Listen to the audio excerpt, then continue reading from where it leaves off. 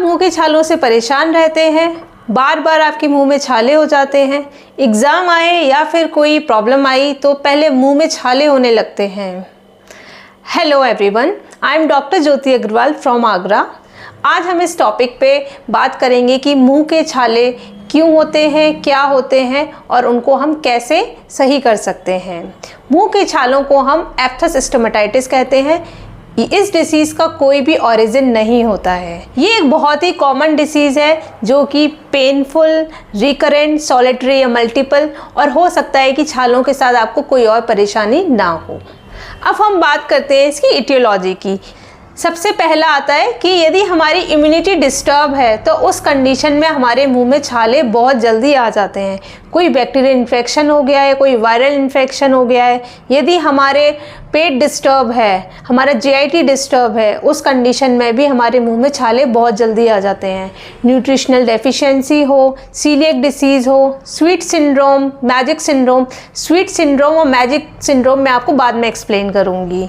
यदि स्ट्रेस है, एंजाइटी है, तो इन सब कंडीशंस में भी हमें मुंह में छाले बहुत जल्दी देखने को मिलते हैं। इसके प्री डिस्पोजिंग फैक्टर्स क्या क्या हो सकते हैं, मीन्स कि ऐसी कौन कौन सी और भी चीज़ें जिनकी वजह से छाले हो सकते हैं।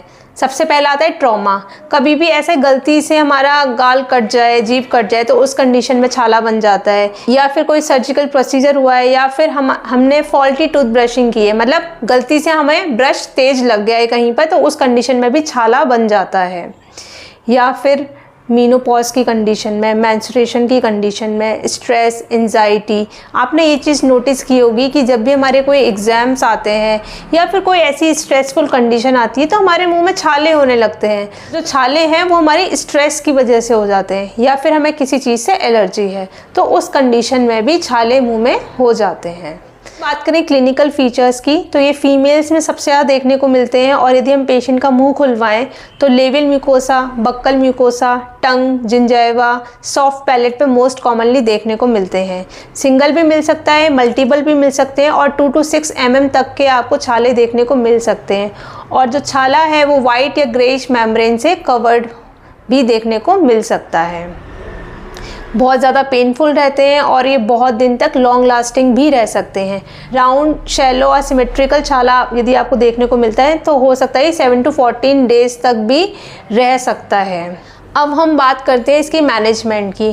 तो मैनेजमेंट में सबसे पहला आता है कि जब भी पेशेंट को आपको ये देखने को मिलता है कि छाला है और पेशेंट को बहुत तकलीफ़ हो रही है, दर्द हो रहा है, तो सबसे पहले हम कोई भी एनेस्थेटिक सॉल्यूशन देंगे, मतलब जिससे कि थोड़ा वहाँ सुन्न हो जाए ताकि पेशेंट को तकलीफ़ ना हो।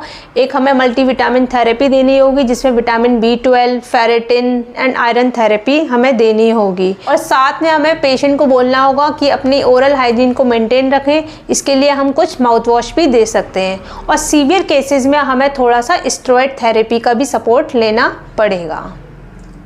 ऐसे ही और भी इंटरेस्टिंग टॉपिक्स के लिए मेरे चैनल पर बने रहिए। Thank you for watching my video. Don't forget to like, subscribe and share. Bye bye, take care.